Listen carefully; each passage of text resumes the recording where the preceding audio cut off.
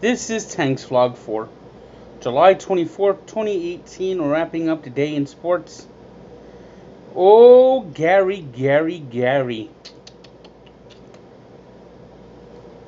You lollygag the ball when you're behind home plate. You lollygag around the bases. You know what you are?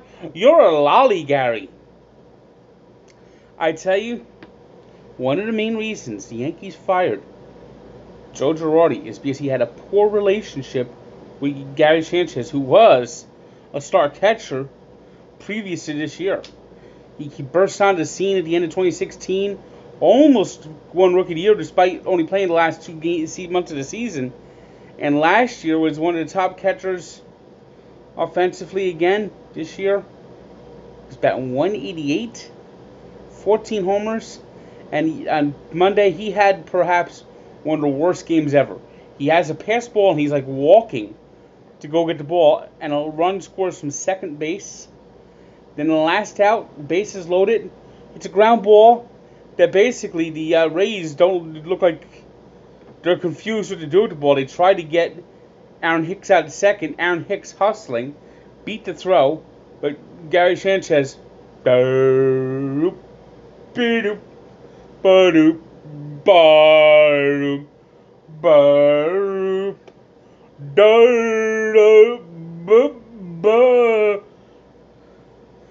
and he was out at first. I mean, the lack of hustle, the lack of just desire that he's showing. You know, if this was George Steinbrenner days, he'd be lucky not to be sent down to minors or traded. I mean, just terrible. And it seems Gary Sanchez, the one player who they didn't get along with Joe Girardi. One of the main reasons Joe Girardi was fired. It now seems Gary Sanchez needed Girardi's pressure, intensity, and accountability. Much like Mickey Callaway over at the Mets, Aaron Boone just is, yep, he's a robot, he's a puppet, and he's not going to go after the players. For shame.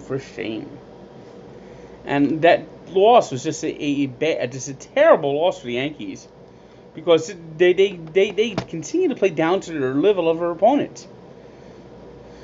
They really do. I mean, they've struggled against the Orioles, and they struggled against the Rays, struggled against the Mets.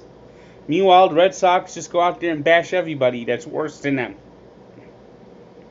Today they beat the Orioles 5-3 and now have a 6-game lead on the Yankees. The Red Sox are 71-31 on the season.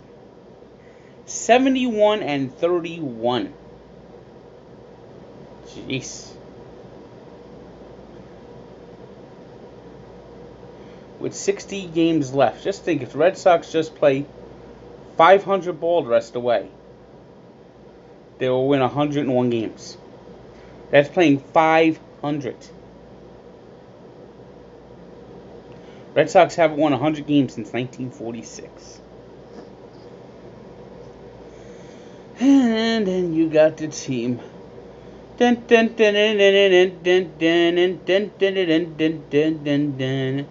Mets. Now there's word that the Mets, with Terry Francona's son, claiming that one of the reasons he is fired is he tried to comp tickets to veterans on premium dates. Meanwhile, Yoenis Cespedes missed his third straight game, going for an MRI. Is he going to play or is he not? Why are we playing shorthanded? Do the Mets love playing shorthanded? Is it me? Or do the Mets love playing shorthanded? Jacob deGrom went out there, had another start wasted. Built a 1-0 lead early. Come on, stop boring. Built a 1-0 lead early, and then his defense failed him. Error by Rosario, error by Jose Bautista. Mets now 19-33 at home after a 3-2 loss to the Padres. DeGrom is 5-5 with an ERA of 1.79. Unreal. And you have Mickey Callaway. I think we have top primo communication. It's like every time you think that things couldn't get worse than the Mets, they do. Sandy Alderson's gone, and now they have 3 general managers: Mo, Larry, and Curly. Yeah. Woo woo. Woo.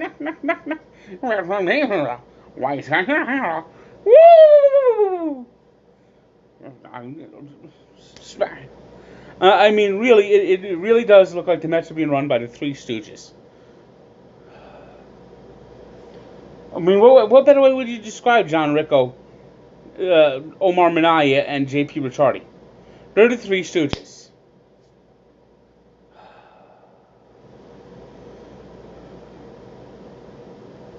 Every day gets more embarrassing. Yoenis Cespedes. It is clear as day this man does not want to play baseball. Clear as day!